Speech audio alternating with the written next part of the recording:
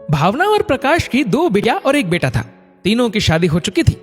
जैसा कि हर घर में होता है कि बेटियों का सुखी संसार देखकर माँ खुश होती है, लेकिन यदि उनका खुद का बेटा अपनी पत्नी को सर आंखों पर रखे तो सास को अच्छा नहीं लगता। ताने यही मारे जाते हैं कि बहू ने बेटे को वश में कर लिया। भावना और प्रकाश की बड़ी बेटी विदेश में रहती थी, जो काफी दिनों से उन्हें बुला रही थी, लेकिन भावना और प्रकाश हमेशा ही टालते रहे।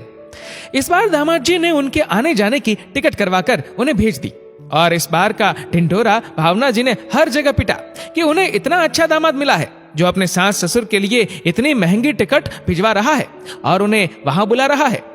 भावना जी ने अपने और अपने पति के जाने की तैयारी अच्छे से कर ली। साथ ही साथ अपनी बहू को हजारों हिदायतें भी दी कि घर खर्च कैसे करना है, कहाँ जाना है, किससे क्या बोलना है।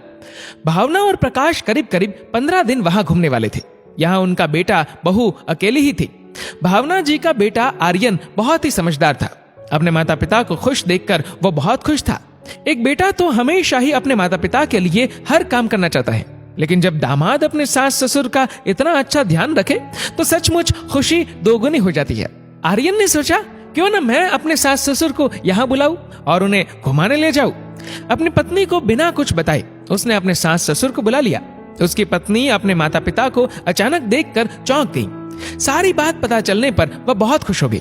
आर्यन अपने सास ससुर और अपनी पत्नी के साथ महाबलेश्वर घूमने चला गया, जहां उन्होंने ढेर सारी फोटो खिंचवाई और उसे सोशल मीडिया पर भी डाल दिया।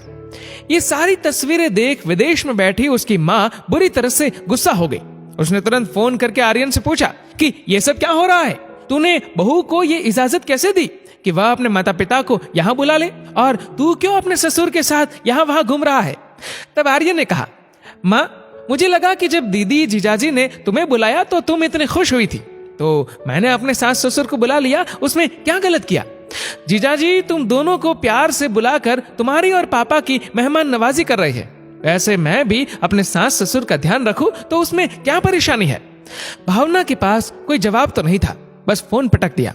तब उनके ही दामाद ने उन्हें समझाया, मम्मी जी, जमाना बहुत बदल गया है। लड़की के माँ बाप हो या लड़के के माँ बाप, किसी की इज्जत किसी से कम या ज्यादा नहीं है। सभी को एक परिवार की तरह रहना चाहिए।